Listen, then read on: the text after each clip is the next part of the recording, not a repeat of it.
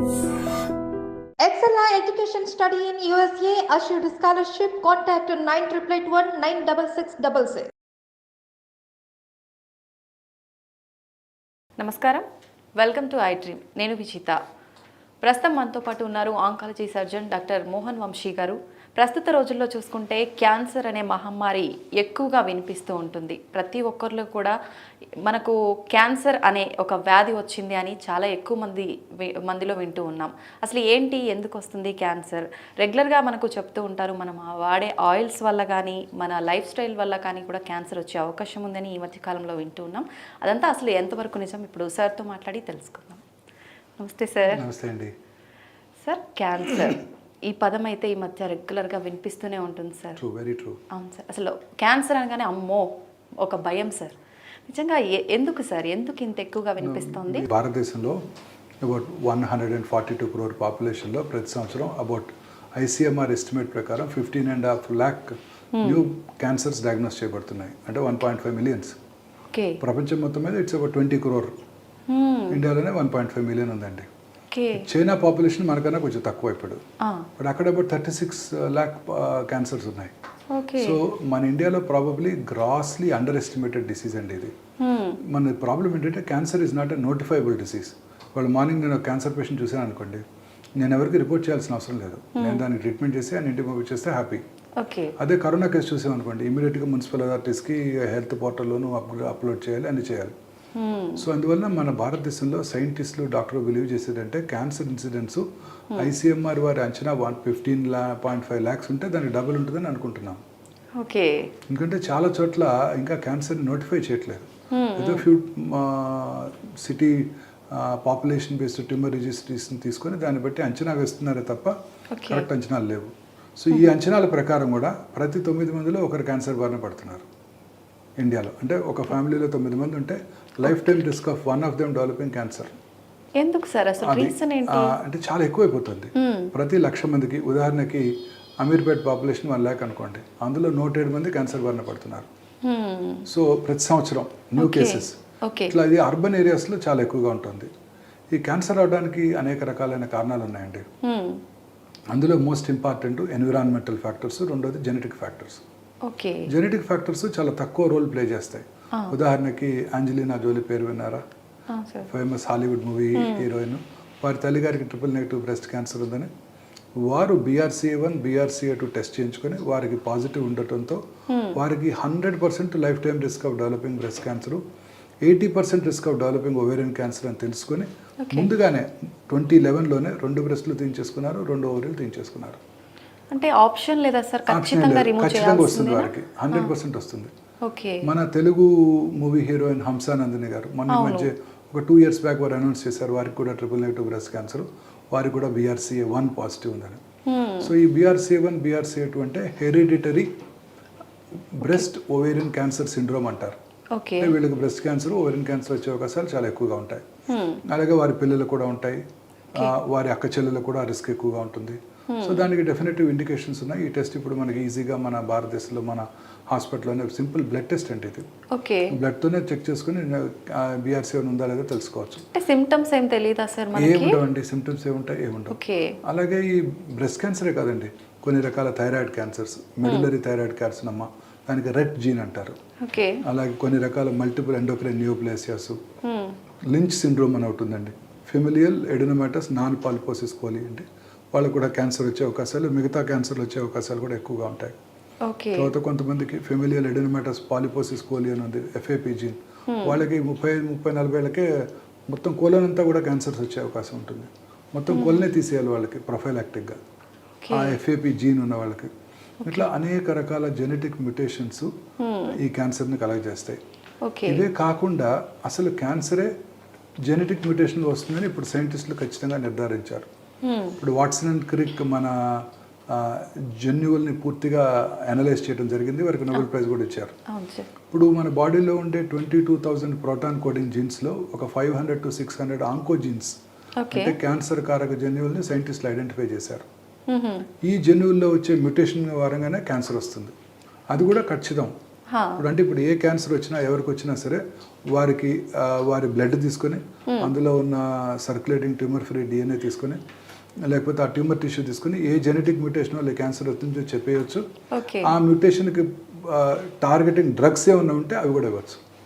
ఇప్పుడు లంగ్ క్యాన్సర్కి చాలా అందుబాటులో ఉన్నాయి. అవి అడ్వాన్స్ లంగ్ క్యాన్సర్ పేషెంట్స్ కూడా చాలా కాలం బ్రతుకుతున్నారు ఎడినోకార్సినోమాస్ జెనెటిక్ టెస్టింగ్ చేయించుకొని.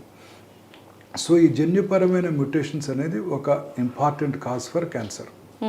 జన్యుపరమైన మ్యూటేషన్ కనుక ఉన్నట్టయితే 12 ఏళ్ళ ఆడపిల్లకి లంగ్ క్యాన్సర్ రావచ్చు. అంటే ఏమి లేకుండా ఉండవు.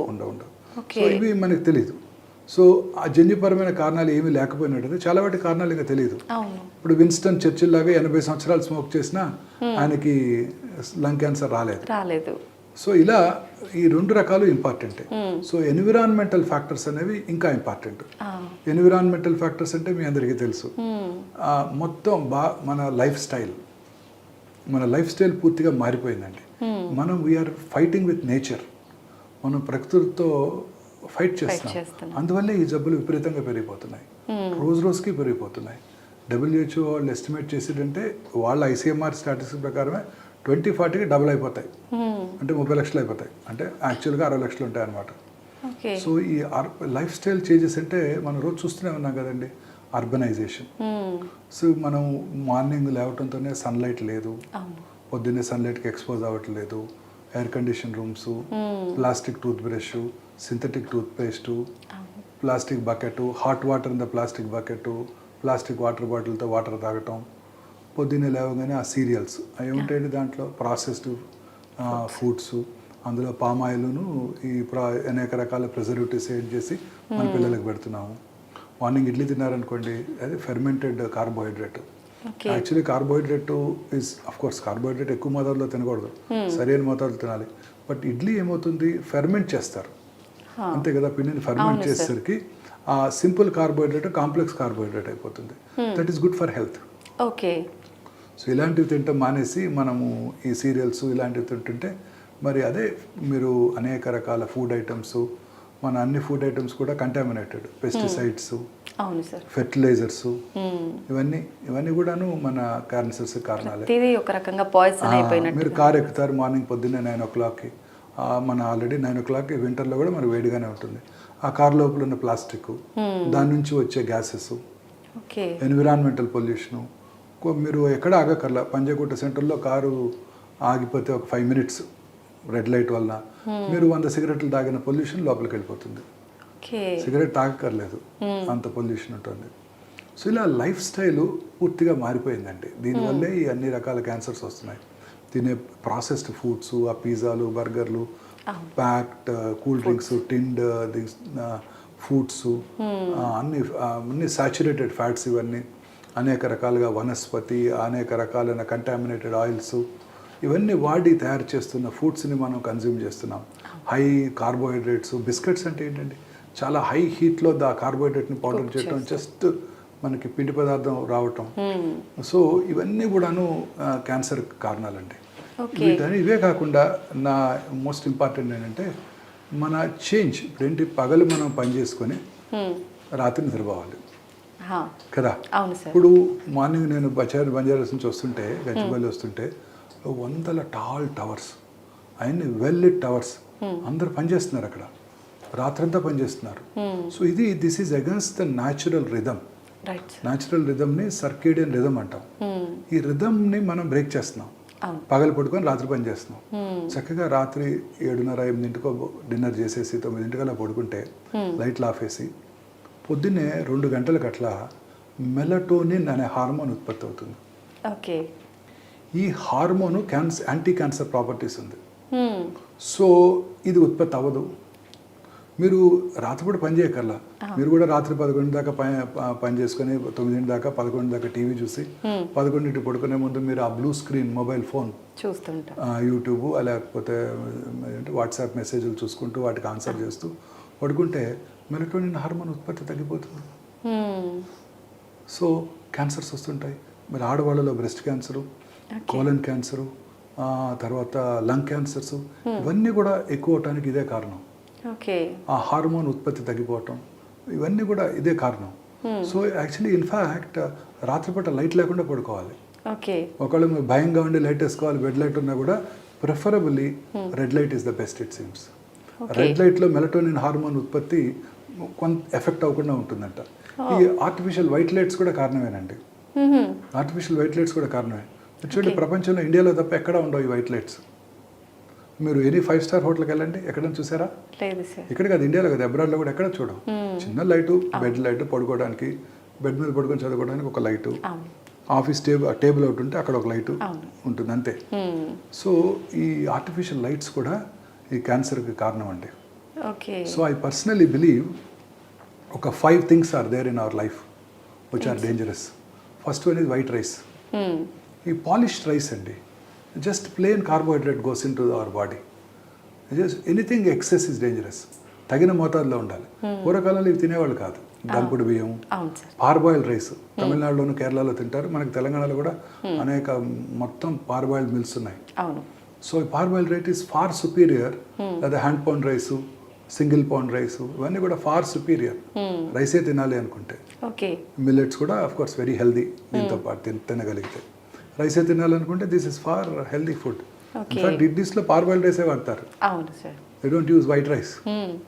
సో వైట్ రైస్, తర్వాత white sugar. Sugar is dangerous అండి. చాలా మంది అడుగుతుంటారు, క్యాన్సర్ వచ్చిన వాళ్ళు షుగర్ తినకూడదా డాక్టర్ గారు అని. నో, షుగర్ అందరూ తినచ్చు, తగిన మోతాదులో తినాలి, అంతే తప్ప షుగర్ ఎక్కువ తీసుకునే వాళ్ళలో అనేక రకాలైన మెటబాలిక్ ప్రాబ్లమ్స్, ఊబకాయము, డయాబెటీస్ అన్నీ వచ్చి వాళ్ళలో కూడా క్యాన్సర్ వచ్చే అవకాశాలు ఎక్కువగా ఉంటాయి. సో వైట్ షుగర్ ఇది my personal this thing. White rice, white sugar, white maida. Maida is the most dangerous substance.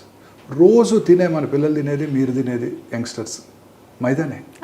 మీరు తినే ప్రతి అదేంటి నాను, రోటీ, చిన్న చిన్న హోటల్స్లో అన్నింటిలోనూ మిల్లెట్స్తోనూ లేకపోతే వీటితోనూ రోటీ చేయరు మీకు. మైదా ఇస్ ద చీపెస్ట్, టేస్టీగా కూడా ఉంటుంది, మంచి కలర్ ఉంటుంది. Chole bhatura, bhatura is nothing but maida. ఈ మైదా వాడేటప్పుడు how do they do it? ఈ వీటిని వైట్ కలర్ పాలిష్ చేయడానికి అనేక రకాలైన గ్యాసెస్, కెమికల్స్ వాడతారు. ఆ కెమికల్స్ అన్ని పొటాషియం బ్రోమైడ్ అనేది వాడతారు. అది హైలీ డేంజరస్.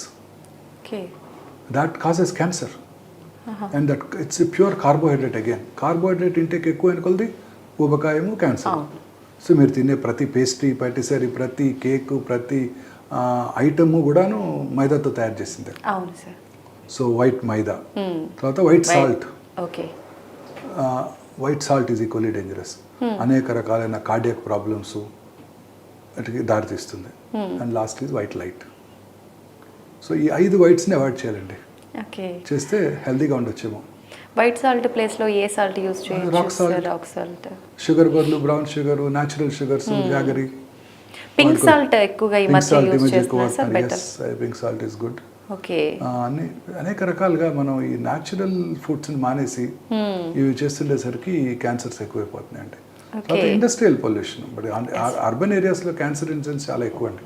ఇండియాలో కూడా మీరు క్లాసికల్గా రూరల్ అర్బన్ డివైడ్ ఉందండి. 2022 స్టాటిస్టిక్స్ ప్రకారం ఈ రూరల్ ఏరియాస్లో వచ్చే క్యాన్సర్స్ తగ్గిపోతున్నాయి. 2010లో cervical cancer is the leading cancer. అవును సార్. ఇప్పుడు 2022లో 22 స్టాటిస్టిక్స్ మనకి ఇప్పుడు అందుబాటులో ఉన్నాయి.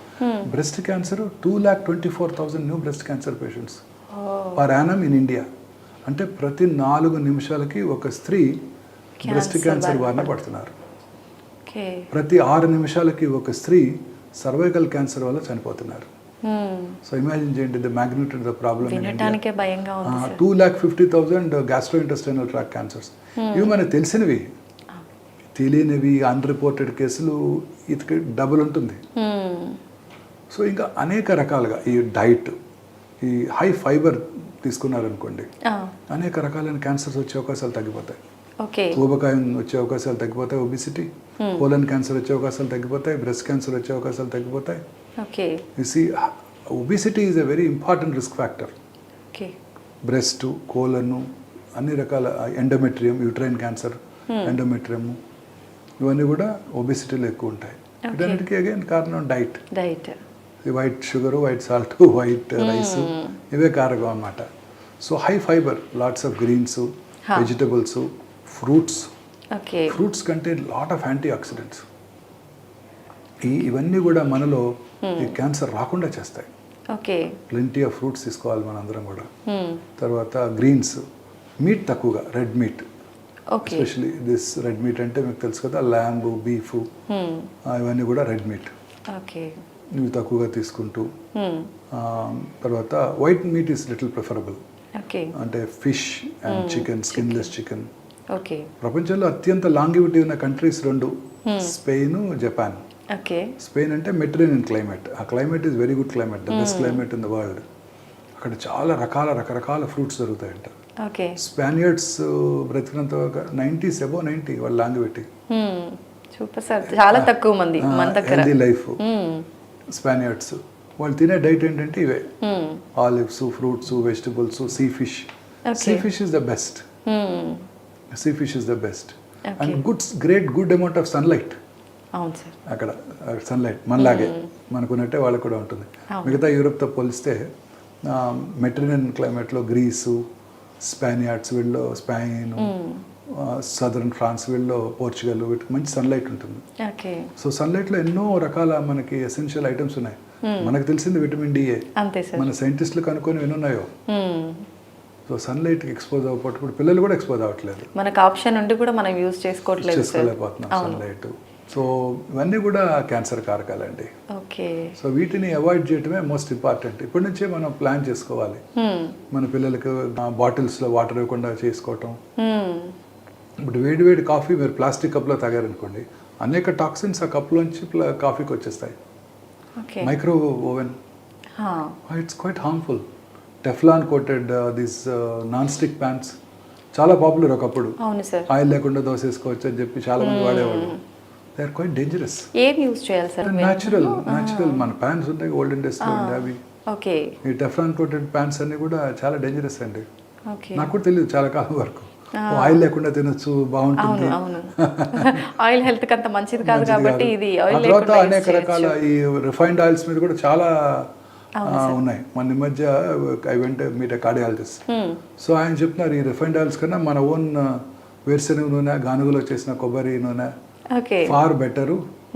సో ఈ రిఫైన్డ్ ఆయిల్స్లో ఈ PUFA, poly unsaturated fatty acids కలిపి చేస్తున్నారు, కానీ they are not that natural oils are far superior హెల్త్గా అని చెప్తున్నారు ఆయన కూడా. ఓకే.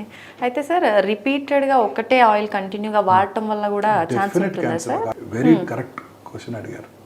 అది ఇప్పుడు రోజు అక్కడ పెడతారు మిర్చి బజ్జీ, పొద్దున్న ఆయిల్ పోస్తాడు, దాంట్లోనే వేస్తూ ఉంటాడు. సాయంకాలం మనం వెళ్ళి అక్కడ నుంచొని 100 మంది కార్లు మరి ఆపి కూర్చొని తింటుంటారు. 100% కార్సినోజెనిక్ అండి. Reused oils are 100% carcinogenic. 100%. ఒక రకంగా మన లైఫ్ స్టైల్ వల్ల మనమే కొన్ని తెచ్చుకుంటున్నాం కదా. అనేక రకాలు. ఒక టాబ్లెట్ ఇవ్వగానే ఫస్ట్ మామూలు టాబ్లెట్, దీనికి సైడ్ ఎఫెక్ట్స్ ఏంటి డాక్టర్ గారు అని అడుగుతారు. అవును. అక్కడికి వెళ్ళి చక్కగా ఆనందంగా కూర్చొని ఆ డర్టీ హ్యాండ్స్ తో ఆ రీయూజ్డ్ ఆయిల్స్ లో వేసే బజ్జీల్ని ఆనందంగా ఒక క్వశ్చన్ అడగకుండా డబ్బులు ఇచ్చి మరీ తినొస్తున్నాం. అంతే. అవి టెంప్ట్ చేస్తుంటాయి సార్, తిను అన్నట్టుగా. అడగంగానే ముందు టాబ్లెట్ కానీ సైడ్ ఎఫెక్ట్స్ ఏంటి డాక్టర్ గారు, అవును, సర్జరీ చేయగానే కాంప్లికేషన్స్ ఏమైనా ఉన్నాయా డాక్టర్ గారు అని అడుగుతుంటారు. అంతే సార్. శుభం బాగా అవును. జనరల్లీ సర్జరీ చేయగానే ఫస్ట్ క్వశ్చన్ అదే, కాంప్లికేషన్స్ ఏమైనా ఉన్నాయండి. ఫుడ్ అనగానే ఫుడ్ హెల్త్ కి మంచిది అనే కాన్షియస్ లోనే ఉంటారు కాబట్టి రావు సార్ క్వశ్చన్స్. ఏ హోటల్ కైనా వెళ్ళండి మేడం, ఎవరన్నా మంచి ఆయిల్ వాడతారా? మేబీ 5-star హోటల్లో కూడా I don't think they will use any of this natural oils. Food కూడా మనం రీహీట్ చేసుకొని తినటం వల్ల వచ్చే అవకాశం ఉంటుందా సార్? రీహీట్ చేస్తే క్యాన్సర్ ఏనండి తప్పనిసరిగా. ఓకే. తప్పనిసరిగా అవన్నీ క్యాన్సర్ కాదు. ఏ హోటల్ కన్నా వెళ్ళండి మేడం, కాంట్ ట్రస్ట్. అన్ని రోటీలన్నీ మైదాతో చేసినవే, స్వీట్స్ అన్ని మైదాతో చేసినవే, అంతా వైట్ రైసే, ప్లెంటీ ఆఫ్ ఆయిల్, కలర్స్. నేనే కదా మనం ఎన్నో తమిళనాడులో పీచ్ మిఠాయి బ్యాన్ చేశారు, అక్కడ తమిళ్లో పంజి మిఠాయి అంటారు, కాటన్ క్యాండీ. దాంట్లో వేసే అన్ని కెమికల్స్ కూడా డేంజరస్ అండి. రోడమిన్ బి అని ఉంది కదా, అది టెక్స్టైల్ ఇండస్ట్రీలోను, తర్వాత కలరింగ్ ఏజెంట్స్లోను, డై ఇండస్ట్రీస్లోను వాటిలో వాడతారనమాట. అందులో చాలా రకరకాల ఆక్సిడేటివ్ రాడికల్స్ ఉంటాయండి, అవి క్యాన్సర్కి దారితీస్తాయి. చిన్నప్పుడే పిల్లలకి అవన్నీ ఇచ్చామనుకోండి, సో వాళ్ళ టెండర్ ఆర్గన్స్ ఎఫెక్ట్ అయిపోతాయి. సో ఆ కలరింగ్ ఏజెంట్స్ ఇప్పుడు మీరు ఏం తిన్నా మీరు ఆర్డర్ చేయండి, స్విగ్గీలోనో జొమాటోలోనో చికెన్ 65 వెజిటబుల్ 65 ఏదో చైనీస్ డిష్ అన్ని కలరింగ్ బ్రైట్ చక్కటి కలర్లో వస్తాయి. All definitely carcinogenic. Ajinomoto Chinese డిషెస్లో వాడే అన్ని కార్సినోజెనిక్. వాడే ఆయిల్స్ ఏముంటాయండి? Reused oils, palm oil, vanaspati, they're all hydrogenated oils. They are very dangerous. So healthy food అనేది మీకు బయట దొరకడం అనేది ఇంపాసిబుల్. కష్టం. You can only eat some curd. Curd కూడా భయంగానే ఉంటుంది. ఆక్సిటోసిన్తో ఇండ్యూస్ చేసి వచ్చిన మిల్క్ అవి. అవును సార్. ఆక్సిటోసిన్ మన కర్డ్ బయట కొనుక్కుంటే టేస్టీగానే ఉంటుంది. బదులు ఎన్ని ప్రిజర్వేటివ్స్ వేస్తారు. అవును. Each of them is toxic. ఇప్పుడు తెలుసుకున్నాం కలరింగ్ ఏజెంట్స్ ఆర్ డేంజరస్ అని. అన్నీ డేంజరస్. నేచర్లో లేనివన్నీ డేంజరస్. అసలు ఏం తినాలి అనే క్వశ్చన్ వస్తే ఏంటి సార్ పరిస్థితి? ప్రతి ఒక్కటి ఇలానే అయిపోయింది. What is made what we our traditionally what our elders ate. ఏం తిన్నారు మన తాతయ్యలు నాయనమ్మలు? ఇంట్లో చేసే దంపుడు బియ్యం తిన్నారు, పెరట్లో ఉన్న కూరగాయలు కొనుక్కు తిన్నారు, ఆకుకూరలు తిన్నారు. రీయూజ్డ్ ఆయిల్స్ ఏమి లేవు. ఆ టైంలో గానుగలో ఉన్న కొబ్బరి నూనె, లేకపోతే అప్పుడు వేరుశనగ నూనె, పల్లి నూనె వెరీ పాపులర్ మనకి సౌత్ ఇండియాలో. అఫ్కోర్స్ కేరళలో కొబ్బరి నూనె. సో న్యాచురల్గా వాళ్ళ ఇంట్లో వండుకునేవారు. అప్పుడు రెఫ్రిజిరేటర్లు ఉండేవి కావు, మైక్రోవేవ్ ఓవెన్లు ఉండేవి కావు. ఏ రోజు వండింది ఆ రోజు తినేయటం, ఫ్రెష్గా మళ్ళీ చేసుకోవడం, తింటాం. రిపీటెడ్ ఇది ఉండేది కాదు. ఇలాంటి ఐటమ్స్ ఏ ఉండేవి కావు. సన్లైట్కి ఎక్స్పోజ్ అయ్యేవారు, చక్కగా పని చేసుకునేవాళ్ళు, ఫిజికల్ ఎక్సర్సైజ్ లేకపోతే కోలన్ క్యాన్సర్ వచ్చే అవకాశాలు, బ్రెస్ట్ క్యాన్సర్ వచ్చే అవకాశాలు, ఓవేరియన్ క్యాన్సర్ వచ్చే అవకాశాలు, యూట్రైన్ బాడీ క్యాన్సర్స్ వచ్చే అవకాశాలు ఎక్కువైపోతాయి. సో ఇవన్నీ తింటూ regular exercise is very important. ఆ రోజుల్లో వాళ్ళకి పనే ఎక్సర్సైజ్. ఇప్పుడు మనకు పని లేదు కాబట్టి మనం సైక్లింగ్ తొక్కటం, కేబీఆర్లో వాక్ చేయటం, ఇవన్నీ మనకు వర్క్ ఉన్నా ఎంతసేపు హాయిగా కూర్చొని చేసుకునే వర్క్ సార్, బిందాస్ గా. అంతే కదా సార్. ప్రొఫెషనల్స్ వాళ్ళంతా ఏముందండి, పగలంతా పడుకుంటారు, సాయంకాలం పార్టీ చేసుకుంటారు, నైట్ వర్క్ వెళ్తారు. ఆర్టిఫిషియల్ లైట్స్ బాడీ కలిసట్లేదు, ఫుడ్ ఆర్డర్ చేస్తారు ఫోన్లో, చేసుకునే ఓపిక లేదు. అంతే సార్. అది ఇద్దరు పని చేస్తున్నారు, పిల్లలకు కూడా అదే ఫుడ్ అలవాటు చేస్తున్నారు, రాత్రి పూట టీవీ చూస్తున్నారు, లేకపోతే లైట్లో పని చేస్తున్నారు, మొబైల్ స్క్రీన్స్ తో ఆడుకుంటున్నారు పిల్లలు కూడా. Very dangerous. ఎక్కువ మొబైల్ ఫోన్ వాడితే కూడా డెఫినెట్ గా పెరోటిడ్ క్యాన్సర్స్ వచ్చే అవకాశాలు ఎక్కువ. ఎస్పెషల్లీ కొత్తవి కాదు, పాతవి GSM-2 అని ఉండేవి చూడండి, వాటితో వచ్చే రేడియేషన్ డోస్ చాలా ఎక్కువ పెరోటిడ్ క్యాన్సర్ వాడిన చోట. సో రికమెండేషన్స్ ఏంటంటే పిల్లలకు మొబైల్ ఫోన్ ఇవ్వద్దు. వీలైనంత వరకు మీరు కూడా ల్యాండ్లైనే వాడుకోండి, అవసరమైన వరకు మొబైల్ ఫోన్ వాడుకోండి. బ్రెయిన్ ట్యూమర్స్ వచ్చే అవకాశాలు ఎక్కువ. GSM-2 మొబైల్స్తో రేడియేషన్ డోస్ చాలా ఎక్కువ. ఆ రోజుల్లో 9246 నెంబర్ ఉండేది ఒక 10 years బ్యాక్. GSM-2 మొబైల్స్, వాటిలో రేడియేషన్ డోస్ చాలా ఎక్కువ. ఇప్పుడు కూడా మీరు బ్యాటరీ అయిపోయే టైంలో వాడుతున్నా కూడా రేడియేషన్ డోస్ ఎక్కువగానే ఉంటుంది. కొత్త ఫోన్స్లో తక్కువ radiation exposure. But whatever said and done, everything is dangerous. Everything is dangerous. ఏదైనా అతిగా అవసరం లేదు. Anything. Synthetic clothes కానివ్వండి, న్యాచురల్ లైట్స్ కానీ అన్ని, ఎవ్రీథింగ్ మనకి అన్ని కూడా dangerous. Food items, anything. Lack of exercise చాలా ఇంపార్టెంట్. ఈ మోడర్న్ వరల్డ్లో అంతా ఇంకా పిల్లలు ఎక్కువ ఎక్స్పోజ్ అవుతున్నారు. మా జనరేషను, ఐఎమ్ 59, మా జనరేషన్లో మా చిన్నప్పుడు ఏం లేవు మాకు లక్కీగా. So you are not expose. We didn't have a refrigerator home. Nobody had microwave in that time. Mom use to cook, never had a hotel food. స్విగ్గీలు, జొమాటోలు లేవు ఆర్డర్ చేయడానికి. సో ప్రజెంట్ జనరేషన్కి this is going to explode. Next 20-30 years to come వీళ్ళకి, ఇప్పుడు యంగ్స్టర్స్కి it's going to be a problem. This is going to be the major problem. Non-communicable diseases. See, we have conquered cholera, we have conquered tuberculosis. Heart attack ni conquer చేసాము, coronary స్టెంట్లు వేసుకుంటున్నాము, అన్ని check చేసుకుంటున్నాము, కరోనాని canker చేసాము. ఇంకా మిగిలింది ఏంటండి? Cancer. వయసు పెరిగే కొలది క్యాన్సర్ వచ్చే అవకాశాలు ఎక్కువ పోతాయి. ఏజ్ నుంచి ఎక్కువ వచ్చే ఛాన్సెస్ ఉంటుంది. ఏజ్ పెరిగే కొలది మేడం, ఏజ్ పెరిగే కొలది. ఇప్పుడు లాంగివిటీ ఎంత, ఇండియాకి ఇండిపెండెన్స్ వచ్చినప్పుడు 37 years యావరేజ్ లైఫ్ టైం. ఇప్పుడు 71. సో వయసు పెరిగే కొలది ఇవే వస్తున్నాయి. ఇప్పుడు 80 years ఏజ్ ఉన్న స్త్రీలు జూబ్లీ హిల్స్లో 100 మంది ఉన్నారనుకోండి, అందులో 10 మందికి బ్రెస్ట్ క్యాన్సర్ ఉంటుంది. 90 years ఏజ్ ఉన్న వయసు ఉన్న స్త్రీలు జూబ్లీ హిల్స్లో 100 మంది ఉన్నారనుకోండి, 16 మందికి బ్రెస్ట్ క్యాన్సర్ ఉంటుంది. ఓకే. సో వయసు పెరిగే కొద్దీ క్యాన్సర్ వచ్చే అవకాశాలు ఎక్కువగా ఉంటాయి. అన్ని క్యాన్సర్స్, మగవాళ్ళలో ప్రాస్టేట్ క్యాన్సర్, బ్లాడర్ క్యాన్సర్, అన్ని క్యాన్సర్స్ కూడా వయసు పెరిగే కొద్దీ వస్తాయి. ఇప్పుడు ట్యూమర్లు వచ్చిన ప్రతి ట్యూమర్ క్యాన్సర్గా మారే అవకాశం ఉంటుందా సార్? ట్యూమరు అంటే రెండు ఉంటాయండి, benign and non cancerous. Malignant అంటాం. Malignant cancer. ట్యూమర్ అంటే మన భాషలో తెలుగులో చెప్పాలంటే గడ్డ. రకరకాల గడ్డలు వస్తుంటాయి. బ్రెస్ట్లో మామూలు గడ్డలు వస్తాయి, క్యాన్సర్ గడ్డలు వస్తాయి. కొన్ని మామూలు గడ్డలు క్యాన్సర్గా మారవచ్చు. ఉదాహరణకి థైరాయిడ్లో లంప్ ఉంటుంది, లెఫ్ట్ అన్ట్రీటెడ్ అది క్యాన్సర్గా మారచ్చు. చాలా మంది అంటారు నాకు చాలా కాలంగా ఉందండి, 30 ఏళ్ళుగా ఉంది, నాకేం హాని చేయలేదు. ఎస్, 30 ఏళ్ళుగా ఉంది, 30 ఏళ్ళ తర్వాత అది క్యాన్సర్గానే మారుతుంది. ఏది ఉంచుకోకూడదు మన బాడీలో. పెరోటిడ్లో బెనైన్ ట్యూమర్ ఉంటుంది, సర్జన్ దగ్గరికి వెళ్తారు. చాలామంది సర్జన్స్ కూడా చిన్న ట్యూమరే కదా, అక్కడ ఒక ఇంపార్టెంట్ నర్వ్ ఉంటుంది, అది దాన్ని డ్యామేజ్ చేస్తాము, ఏం చేయట్లేదుగా, ఉంచుకోండి అంటారు. It turns into malignancy. Ordinary innocuous fibroadenoma బ్రెస్ట్లో ఉందనుకోండి, ఫైబ్రాయిడినోమా పేరు విని ఉంటారు కదా, చిన్నపిల్లల్లో వస్తుంటుంది, టీన్స్లో వస్తుంటుంది. Left untreated life time risk of developing into cancer, అంటే క్యాన్సర్ అయ్యే అవకాశాలు 2%. ఓకే. సో ఏది మనం ఉంచుకోకూడదు. 30 ఏళ్ళు దాటిన ఒక ఏ స్త్రీ కూడా బ్రెస్ట్లో లంప్ ఉంచుకోకూడదు, అన్లెస్ ప్రూవెన్ అదర్వైజ్. ఓకే. అలాగే పుట్టుమచ్చలు ఒకటి చాలా ఇంపార్టెంట్ వార్నింగ్ సిగ్నల్. ఏంటంటే అవి కలర్ మారుతున్నా, సైజ్ ర్యాపిడ్గా పెరుగుతున్నా, అల్సరేట్ పుండు పడుతున్నా, ఫ్లేక్స్ అంటే పొరలుగా స్కిన్ ఊడిపోతున్నా, అలాగా బ్లీడింగ్ అని అయినా పుట్టుమచ్చలు అవి క్యాన్సర్గా మారుతున్నాయని సంకేతం అన్నమాట. ఓకే. ఎక్కడైనా సరే ఇలాంటి కేసెస్ చాలా కామన్గా చూస్తామండి. మెల్లమ్మ ఇస్ క్వైట్ కామన్. నేను వినటం ఫస్ట్ టైం. సౌత్ ఇండియాలో పుట్టుమచ్చల్లో క్యాన్సర్స్ చాలా కామన్ అండి. చాలా చిన్నవి ఉంటాయి. ఏలు నెయిల్ కింద చిన్న డాట్ ఉంటుంది, బ్రెయిన్కి వెళ్ళిపోద్ది. ఓకే. వెరీ కామన్, కాళ్ళలో వస్తుంటాయి. సో ఇవి కూడా ఎనీ మార్పు, మనలో వచ్చే ప్రతి మార్పుని అశ్రద్ధ చేయకూడదండి. నోట్లో పుండు కానివ్వండి, మానని పుండు, పెయిన్లెస్, అలాగే whitish patch, reddish patch, white red మిళితమైన ప్యాచెస్, ఎరుపు తెలుపు మిళితమైన ప్యాచెస్, ఎరిథ్రోప్లేకియా, లూకో ఎరిథ్రోప్లేకియా, ఇవన్నీ కూడా క్యాన్సర్ వస్తాయి, మారుతాయి. అంటే అందులో ఒక 20% క్యాన్సర్ ఉండొచ్చు.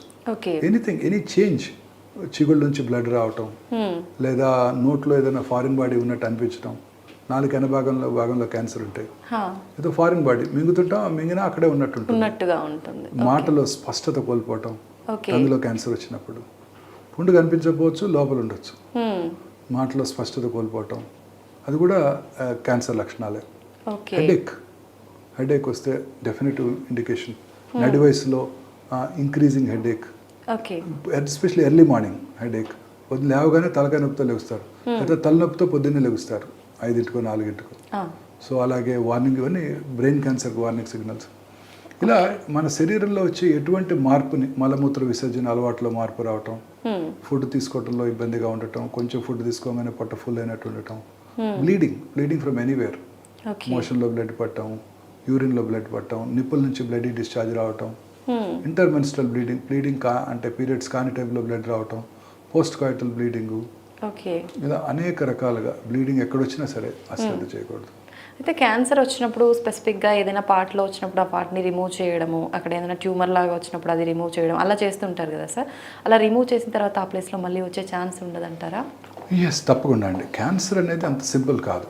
క్యాన్సర్ అంటే ఏమిటి, మన శరీరంలో ఉన్న కోట్లాది కణాల్లో ఏదో ఒక కణం అప్రతీతంగా పెరిగిపోవడానికి క్యాన్సర్ అంటాం. అది కంట్లో రావచ్చు, స్కాల్ప్ మీద రావచ్చు, బ్రెయిన్లో రావచ్చు, ఎక్కడైనా రావచ్చు. క్యాన్సర్ యొక్క మెయిన్ ప్రాబ్లం ఏంటంటేనండి, అది చుట్టుపక్కల ఉన్న నార్మల్ కణజాలంలోకి చొచ్చుకొని పోతుంది. క్యాన్సర్ అంటే గ్రీక్ భాషలో పీత అని అర్థం. సో మనం క్రాబ్ తింటుంటారు మన వాళ్ళు, నాన్ వెజ్ తినేవాళ్ళు. క్రాబ్ తినామంటే గ్రీక్ దేశంలో క్యాన్సర్ తినామని అడగాలన్నమాట వాళ్ళు. క్యాన్సర్ అంటే పీత అని అర్థం అండి. సో పీతలాగా ఆ కాళ్ళు అలా చొచ్చుకొని పోతుంటాయి నార్మల్ టిష్యూస్లోకి. చిన్నప్పుడు చదువుకున్నాం సెల్ యాటమ్ అంటే ఎంత స్మాల్గా ఉంటుంది. ఆ కణాలు రక్తనాళాల ద్వారా, లింఫ్ నాళాల ద్వారా శరీరంలో ఇతర భాగాలకు పాకిపోతాయి. అది క్యాన్సర్తో మెయిన్ ప్రాబ్లం. అందుకే ఓల్డెన్ డేస్లో క్యాన్సర్ వచ్చినప్పుడు ఈ కాన్సెప్ట్ తెలియనప్పుడు, అంటే 1920 తర్వాతే ఈ కాన్సెప్ట్ సైంటిస్టులకు తెలిసాయి.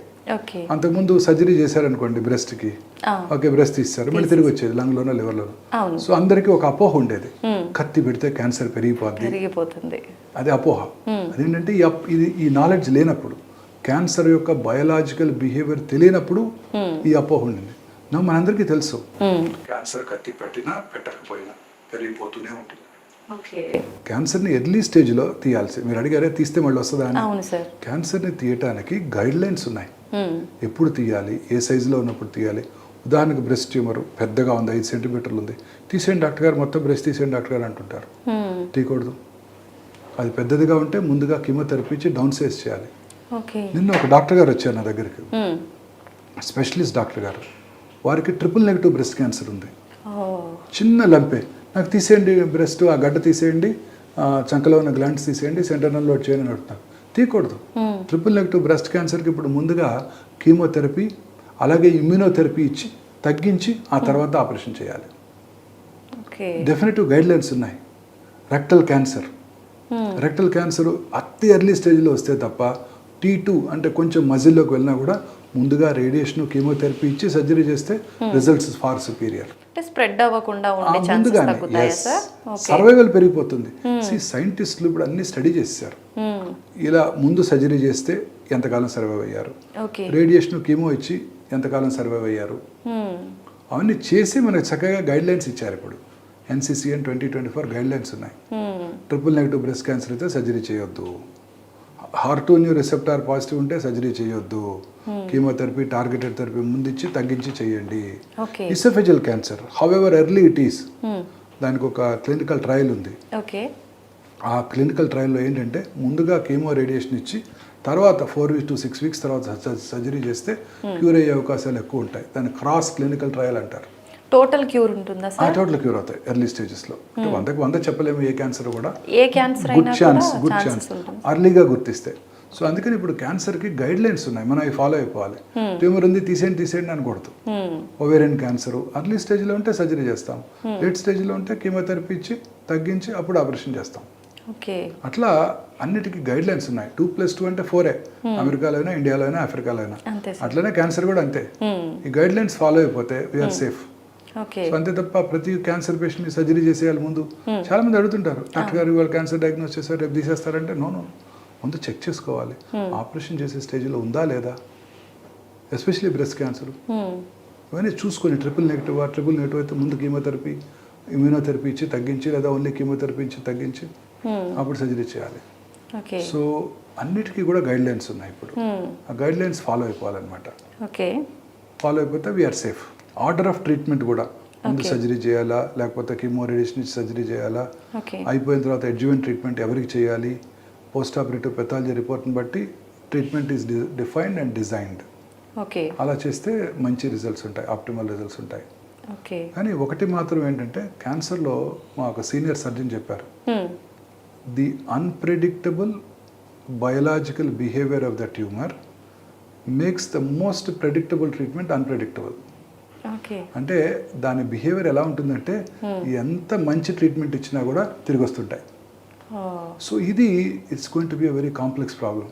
అర్లీగా ఉంది క్యాన్సరు, ఎండోమెట్రియల్ క్యాన్సరు, సర్జరీ చేసాము, రేడియేషన్ కూడా ఇచ్చాము అతి జాగ్రత్తగా, 3 నెలల్లోనూ 6 నెలల్లోనూ తిరిగి వస్తుంది. సో ఎండోమెట్రియం ఎస్పెషల్లీ అంటే గర్భసంచి బాడీ క్యాన్సర్స్. సో సైంటిస్టులు ఇప్పుడు వాటికి ఒక ప్రొగ్నాస్టిక్ ఫ్యాక్టర్స్ ఇందాక చెప్పాను చూసారా, జెనెటిక్ మ్యూటేషన్ ఐడెంటిఫై చేశారు.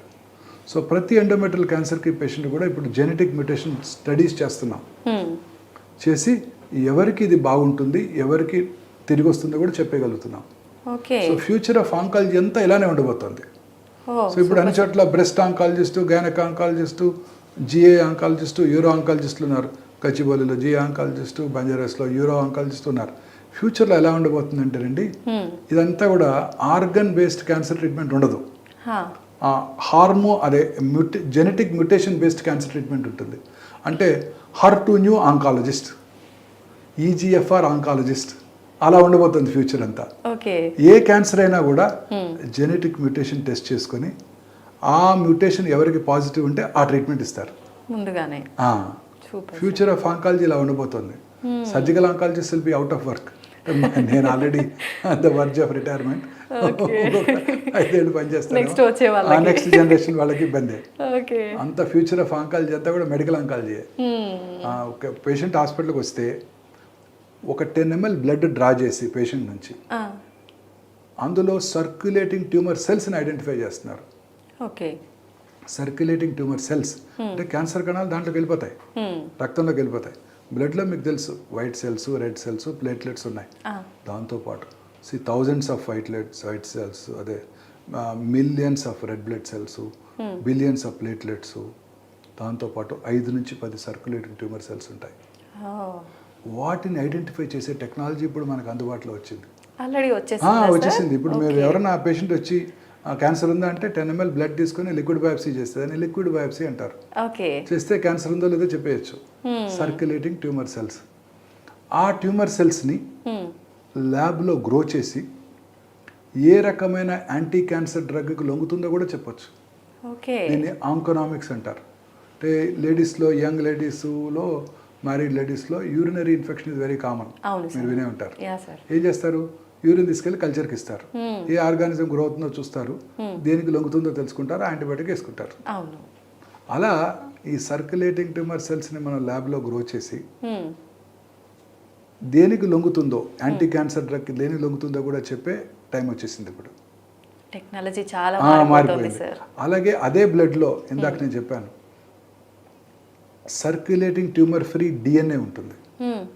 ఆ ట్యూమర్ ఫ్రీ డిఎన్ఏని తీసుకుని NGS నెక్స్ట్ జనరేషన్ సీక్వెన్సింగ్ చేసి ఏ జెనెటిక్ మ్యూటేషన్ వల్ల క్యాన్సర్ వచ్చిందో తెలుసుకొని దాన్ని టార్గెట్ చేసే మ్యూటేషన్, టార్గెట్ చేసే డ్రగ్, దాన్ని డ్రగబుల్ మ్యూటేషన్ అంటారు. ఆ డ్రగ్ కూడా ఇస్తే క్యాన్సర్కి యూజ్ చేసేయచ్చు. అంటే బయాప్సీ కూడా చేయాల్సిన అవసరం లేదు సర్జన్కి.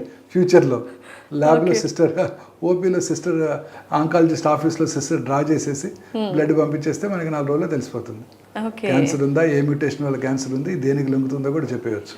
పోనీలేండి సార్, అంటే డాక్టర్లకి పని లేకపోయినా ఒక రకంగా వ్యాధి బెనిఫిట్ ఉంది కాబట్టి. బట్ ప్రజెంట్ ప్రాబ్లం ఏంటంటేనండి, దీస్ ఆర్ ప్రొహిబిటివ్లీ ఎక్స్పెన్సివ్. ఇవన్నీ పేటెంటెడ్ టెక్నాలజీస్. ఇప్పుడు ఆ ఇమ్యూనోథెరపీ అన్నాను ఇందాక, ట్రిపుల్ నెగటివ్కి 3 వారాలకి 4 లక్షల రూపాయలు.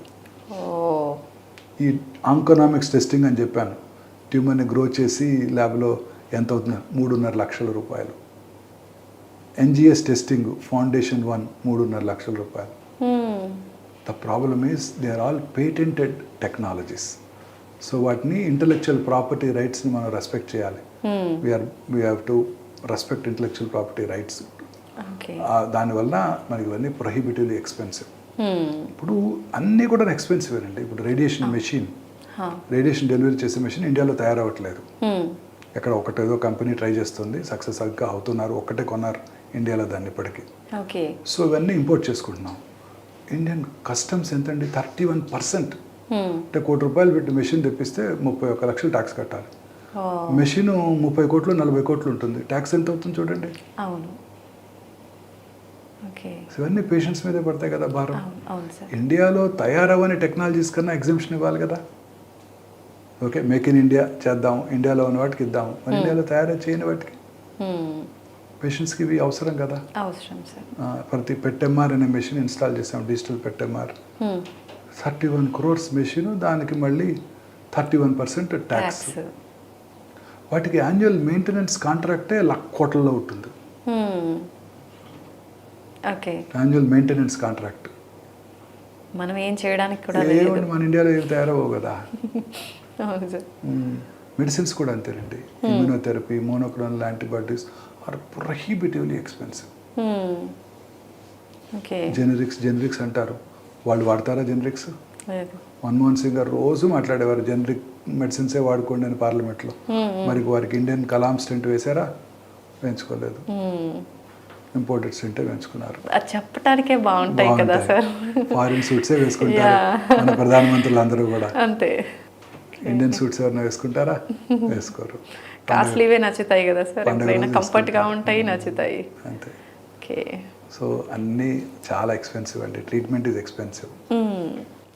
బిఫోరే అంటే క్యాన్సర్ రాకుండా ఉండాలి అంటే టెస్ట్లు ఏమైనా చేయించుకొని నాకు వచ్చింది రాలేదు కన్ఫర్మ్ చేసుకోవాలి అని అంటే ఏ టెస్ట్ చేయించుకుంటే సరిపోతుంది? దట్స్ వెరీ ఇంపార్టెంట్ అండి. ఇప్పుడు హార్ట్లో కార్డియాక్, నేనున్నాను, నాకు 15 క్రాస్ అయిపోయాయి, అవి వస్తాయి. వెళ్ళి కార్డియాలజిస్ట్ ఆఫీస్కి వెళ్ళి పొద్దున్నే ఫాస్టింగ్లో లిపిడ్ ప్రొఫైలు, అవసరమైతే ఒక ECG, ట్రెడ్మిల్, ఇకోకార్డియోగ్రామ్ వేసుకుంటే నాకు ఎంతవరకు ప్రాబ్లం ఉందో తెలిసిపోతుంది.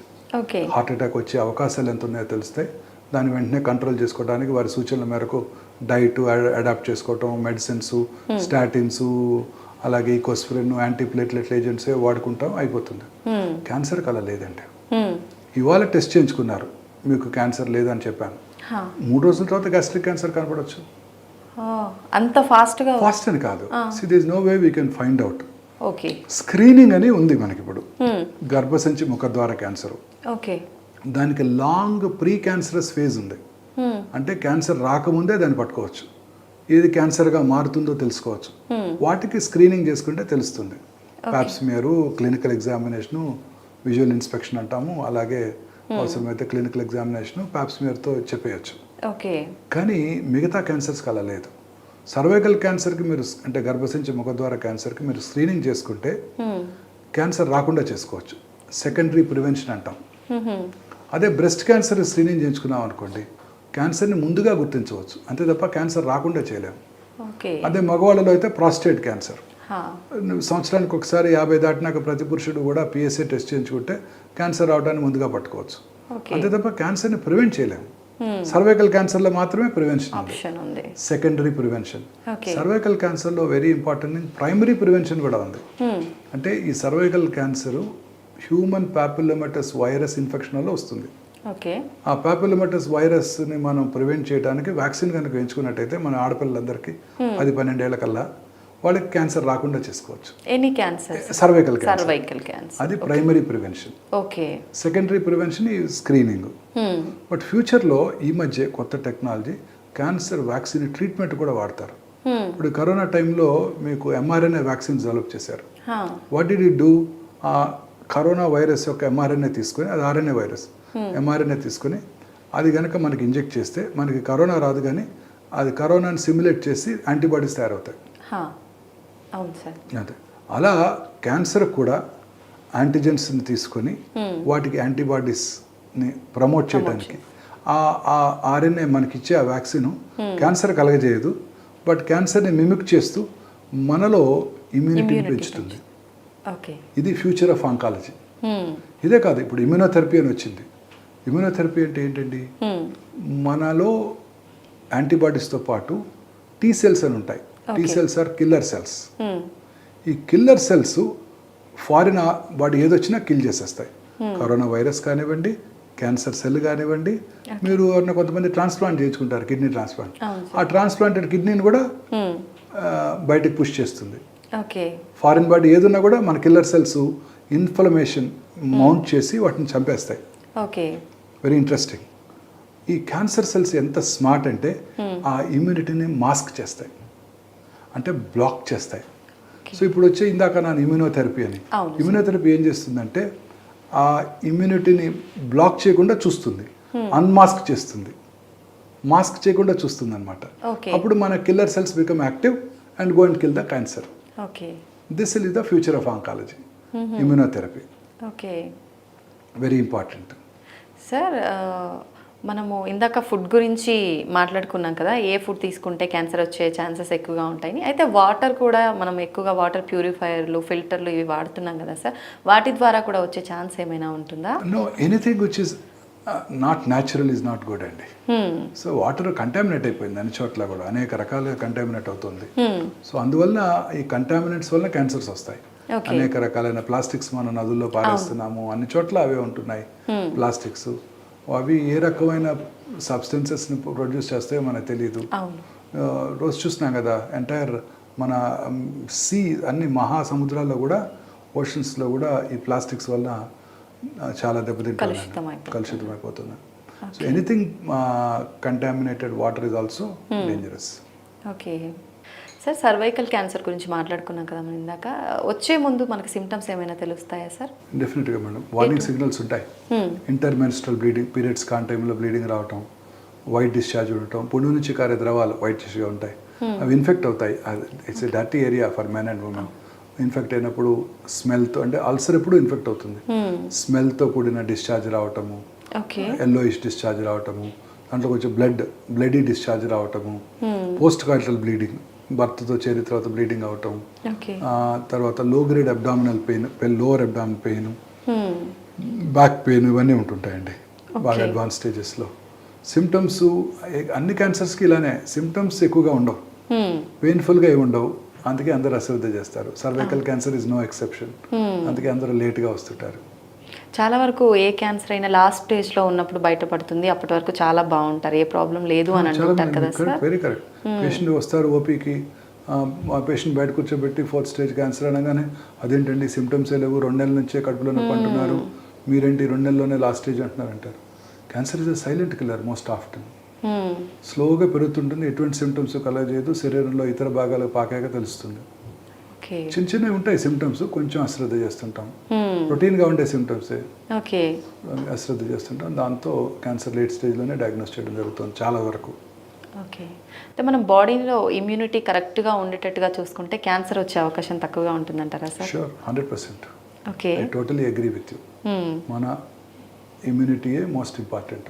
క్యాన్సర్ కానివ్వండి, కరోనా కానివ్వండి, ఏదైనా కూడా మనం ఇమ్యూనిటీ స్ట్రాంగ్గా ఉంటే ఏవి రావు. ఇమ్యూనిటీ స్ట్రాంగ్గా ఉండాలంటే మనసు ప్రశాంతంగా ఉండాలి, మానసిక ఆందోళన ఉండకూడదు, సంతోషం సగం బలం, హ్యాపీగా ఉండాలి. హ్యాపీగా ఉంటే ఏ జబ్బు రాదు. చాలామంది క్యాన్సర్ పేషెంట్స్లో నేను అబ్జర్వ్ చేశాను, బాగున్నారు 5 ఏళ్ళు 10 ఏళ్ళు, ఆ తర్వాత క్యాన్సర్ తిరగబెట్టింది. ఏంటో అని చూస్తే వాళ్ళ ఇమ్యూనిటీ తగ్గే మానసిక ఆందోళన.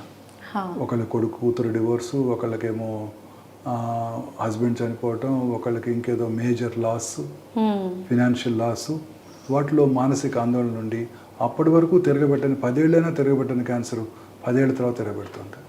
ఓకే, సో మానసికంగా ప్రశాంతంగా ఉంటే క్యాన్సర్ రాకుండా చేసుకోవచ్చు, క్యాన్సర్ వచ్చినా కూడా క్యూర్ చేసుకోవచ్చు.